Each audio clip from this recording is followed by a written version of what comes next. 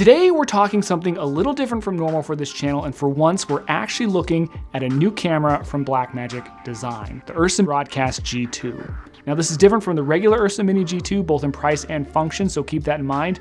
But does that mean this is only a camera for broadcasters? Well, being someone who doesn't spend all their time in broadcasting, I can say absolutely not. And in fact, many argue that this may be a better camera than the regular 4.6K G2 and nearly $2,000 less expensive. But all that said, if you follow this channel, you know I'm less about camera specs and more about real-world practical application. And when using this camera in all the ways it was meant to be used, I have to say this may be one of the best all-around cameras on the current market. So today I'm going to talk about using this camera in the field, where and how its strengths come into play, and why you should really consider it if you're looking at getting a much larger form factor camera and start looking for work in other avenues like broadcasting to advance your career. But first, as always, if you're new to the channel, be sure to hit that subscribe button. And with that, let's get going. So I first got into film and video at the professional level in 2009 following a summer internship with a local production company here in Idaho. Now it was unpaid, I didn't have money to go back to college that fall, so I started working at the local news station doing morning show live shots for the local weatherman, the late great Larry Gebert. A year later, I returned to school at the University of Nevada, Reno, and went to work for the NBC affiliate for Northern Nevada. Now, eventually I got bored of the weekend photog beat, so I began shooting and reporting my own news stories, largely light features about local events. Now, before the DSLR revolution, I feel that working in news was sort of a rite of passage for most videographers. Many of the video guys I know around my age or older all seem to carry this pedigree, and personally, I do think that news is a great way to learn filmmaking in a low-stakes, highly hands-on way.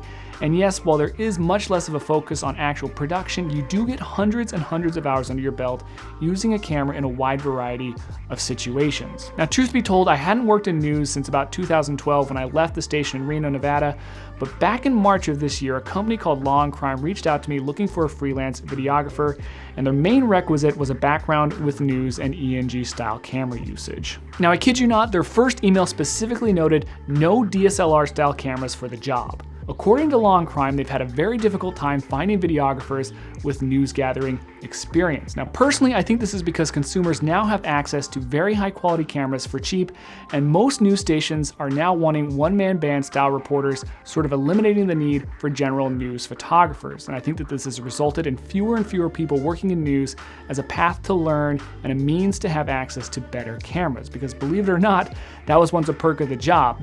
News stations had significantly better cameras than the average consumer. Now, I think that's far from the case nowadays. More on that in a minute. The job for Law and Crime was covering the murder trial of a woman named Lori Daybell here in Idaho. There's a great Netflix documentary about her crimes called Sins of Our Mothers. Check it out to learn more about her. But this was a very high-profile case with lots of national attention. After taking the job, I ended up working 6 weeks covering the trial with my reporter Gigi. Shout out to the Pretty Lies and Alibis podcast. Find a link in the description below. Essentially, the beat was this. I would arrive each day at 6:45 a.m. to set up, first assembling a pop-up tent which was used to both secure our spot each day, as well as shade the reporter for better, consistent lighting and protect us from the weather. Beyond the tent, putting up 2 basic daylight LED lights, slapping the camera on a tripod, attaching a stick mic, and plugging in to a live view transmitter pack. Now, these last 2 elements I just mentioned were why an ENG camera was so necessary for the job, as internal audio recording via full-size XLR inputs was a must, as well as an SDI output for the live view transmitter. Neither of these 2 things were up for negotiation. Now, while I did have access to an old FS7 which met these basic demands, if you follow this channel, you know that I have a strong personal connection to Blackmagic, and I really wanted to use an URSA for this job. Even though it turned out there was little to no post-production to the workflow for this gig, I knew Blackmagic and the URSA would offer the tools I needed to get the job done. There are lots of easy and affordable media options for recording, SD, CFast, SSD, plenty of external connection ports, and in my mind, Blackmagic has the best menu system of any camera I've used on other projects, and being able to jump through the menu is very important when you have to work fast. Plus, the color is just unbeatable. Like I said, most of the work was just live shots. The live view was simple enough to use and actually quite a cool experience, considering the last time I'd done a live shot was in 2012, and at that time you had to stay tethered to a live van and transmit over a microwave. The live view simply powers on, connects to cell towers via its 8 internal SIM cards, and once it's connected to the network, Master Control back at the station can see your feed and record straight from your camera. If I was untethered and shooting interviews or B-roll, I would simply then plug back into the live view and play back the clips for them to record back at the station. Possibly the best thing about the URSA are the lens mounting options and overall form factor. The standard but swappable B4 mount opens up a lot of doors to use some really high quality glass for a fraction of the normal price of entry. In the world of nearly all other cameras, the holy grail lens would be something like this. Long range from ultra wide to telephoto, fast aperture, is parfocal, and geared. Now a lens like that could easily cost upwards of 30 grand and is out of reach for 99% of casual shooters. However, if you're using a camera with a B4 mount like this one, that becomes much more of a realistic option. I used a Fujinon ENG lens that I found on eBay. It was a really great option. It's an 8 to 128 millimeter parfocal servo zoom lens with a T1.9 fixed aperture. It's sharp, fast, clean, covers the sensor of the URSA in UHD mode, and it cost me exactly $779.99 plus 25 bucks shipping off of eBay. Apart from that, the lens has a remote trigger button for recording, and while the URSA does have the option of a side handle with a record trigger built into it, using a good ENG lens like this eliminates the need for that attachment and helps give you a point of contact that provides both great stability as well as lens control in a comfortable stance. Now for the shoot, I stuck to UHD, although the camera does record up to 6K using BRAW 12:1. I also filmed at 59.94 frames per second, set to play back at 59.94 frames per second, which normally I hate, but it's the news game. For color, I used a modified version of BMD's extended video LUT, modified with increased saturation, contrast, and sharpening. Now I did this because the live view transmitter pack, for some reason, seemed to suck a lot of the color out of the image during transmission. The signal also softened the image some, but being able to make these color adjustments in Resolve and then apply it in camera for direct output was huge. Now I want to note that for the 6-week shoot, I was outside the entire time, and here in Idaho, this all occurred in late spring. We had all weather imaginable from 19 degrees in snow and wind up to 85 degrees with bright sunshine. The camera never had an issue with temperature, and I also never had a problem seeing my image on the screen or EVF or getting proper exposure. So here's the thing about news versus production. News happens fast, and you can't miss it. Interviews are long, often done on the fly. You can't afford for your arms to get tired. People get pushy. You need to have a presence. Professional inputs are required, and a DSLR style camera like the Pocket 4K, while more than capable from an image and audio capture standpoint, they're not so advantageous in a news setting. Now I could literally throw the URSA into a porta brace bag at the end of each day, and all I would need to think about regarding the rig was pulling the battery to charge each night. There was no buildup or breakdown required. Everything you need for this camera is already there, built in. Also, being able to shoulder a camera that has some weight and heft to it, having a sharp viewfinder right at the appropriate eye level, and having controls that are accessible for you to use and change menu settings without diving into a menu is imperative to have on a camera for news gathering environments. Everything only gets one take. I can't pause the world and waste time diving into menus to change your brightness or increase audio levels. You need those controls accessible on the fly, and that's right where they are with the URSA. But beyond this, while the rest of the video world is obsessing over 8K or 12K and whatnot, much of TV is still running in the HD world, as well as still using interlaced video. Now, Law & Crime required TV frame rates, as I mentioned, and all shot at 1080i, and getting that out of the URSA via the rear SDI is just a few menu steps away. Now, what's great is that I was able to shoot 4K for archival needs or for longer form projects, but still output HD for immediate live broadcast. Now, unfortunately, the use of a live view for live broadcast does rob the URSA of some of its magic. Now, the image gets very compressed, you don't get as much latitude out of the camera, and the colors do get muted. I will say this though, the camera did fantastic in lower light environments during those early mornings and evenings that I was still set up for shots. The dual ISO definitely plays a role here, and I always was able to transmit a clean, clear image. Now, if I'd been shooting more for packages and other recorded reports, there's no doubt that both BRAW capabilities and dual ISO of the camera would have further come into play. Now, just another heads up about the BRODCAST G2 versus the regular 4.6K G2 is that the camera increases its light sensitivity by something called dB boost instead of ISO. Now, minus 2 dB, 0 dB, plus 8 dB.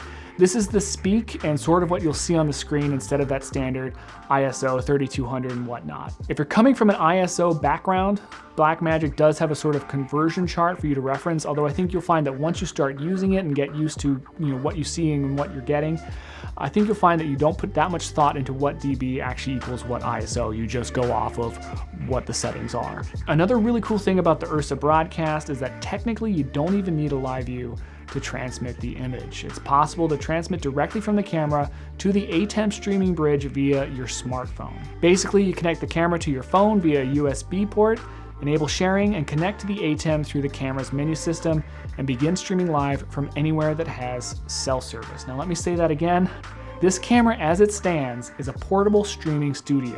Not only that, but while streaming to the ATEM, you also have remote access to the camera and its settings. That's something that isn't possible when using a live view, sat truck, or microwave transmitter. So basically, live production is possible from anywhere with less than a second of latency. Once more. Now the NDs on the URSA are great. They're built right into the body, exactly how they are with other ENG style cameras.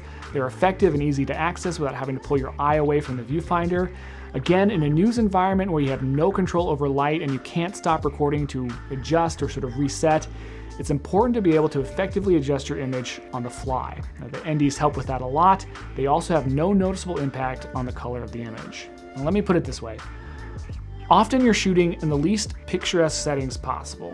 You're at high noon, harsh sunlight, busy background, but your goal should still be, as always, to make the most beautiful shot possible. And one thing that I really like about the URSA as compared to other ENG cameras that were shooting alongside me is the sensor size. In UHD mode with the lens at 1.9 or 2.40 at a little bit sharper, I was able to get a very soft background and isolate my reporter Gigi with very little effort. Many ENG cameras in the field still have very small sensor chips or permanently fixed zoom lenses that don't open very wide. A lot of times I would see photogs set up almost 15 feet away from their reporters, zooming in just to try and blur out their backgrounds a little bit, while others just dealt with a very flat image. Now, a really great practical example I can show you right here. My reporter Gigi was on the show along with another reporter in the exact same place, exact same time of day, but as you can see, the images are really different. Much flatter image, largely due to that sensor size than that of the URSA. And as you can see, I have a much more isolating background that keeps my reporter separated and in my mind creates a much more elegant and pretty shot, something you don't always find in the news world. Another extremely helpful tool that the URSA provided was the built-in view modes on the EVF and the ability to program them for function buttons. Now the viewfinder is an extra cost add-on, but I found it so useful that I think it's well worth the upgrade. False color was probably my most used tool. I would constantly be clicking that on and off to be sure that the exposure was good on my reporter's face and keeping it in a good position in comparison to either an ultra bright or a darker background. Now, one would almost say that the URSA is overkill for news, except for the fact that it's more affordable than just about any other camera out there like it. And this makes it something that I think any news organization would gravitate towards. As I said, it excels in the field for live shots and does everything, if not more, than all the other ENG cameras that I witnessed being used by the press pool. It maintains a familiar build for veteran photogs, and it's also accessible for newcomers. Best of all, if you need the features of BRAW, 6K, ATEM connectivity, high frame rate captures for overcranking, etc., all of that's there. NBC could literally use this for field lives during the day and then later in the afternoon, use it to produce an hour feature piece for Dateline. The mount, again, interchangeable, so you can swap to EF or PL for other, maybe more cinematic lens options.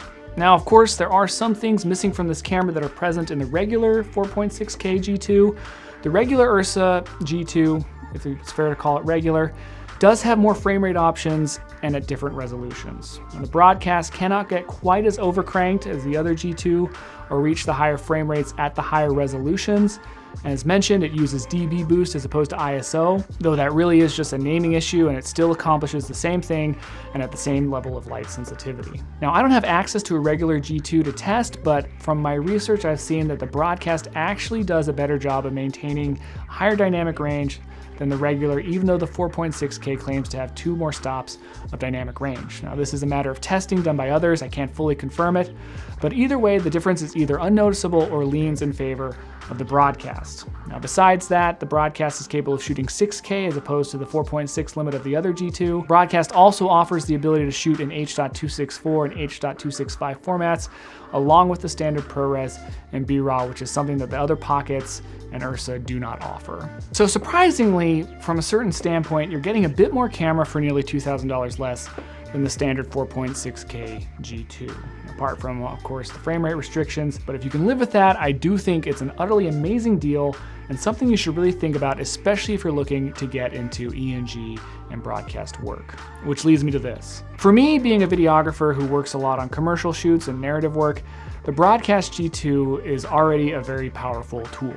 And now that my eyes have been opened to a whole new world of other work opportunities, it's one I've decided to add to my arsenal. Having a camera this powerful to cover me on my commercial and narrative shoots, but also keep the doors open for me for electronic news gathering and broadcast gigs without having to buy any other gear apart from the camera itself, was a no-brainer. Having begun my video career in local news, I honestly never planned on going back, largely due to the low wages and unforgiving hours, but now, coming at it from a freelance perspective with larger networks, I do see it as an amazing and lucrative way to get work. Shooting news as a freelancer paid as well as any commercial gig I've had without the typical hassle of working with a client. And yes, while it's stressful making sure you get the shot that only happens once, the work is also very enjoyable and a lot less complicated than spending 2 hours lighting a single shot or only getting 10 shots in your day. I would suggest to any freelancer out there looking to explore new directions for work, do consider looking into news freelancing and do look into the URSA as a camera to help you get those gigs.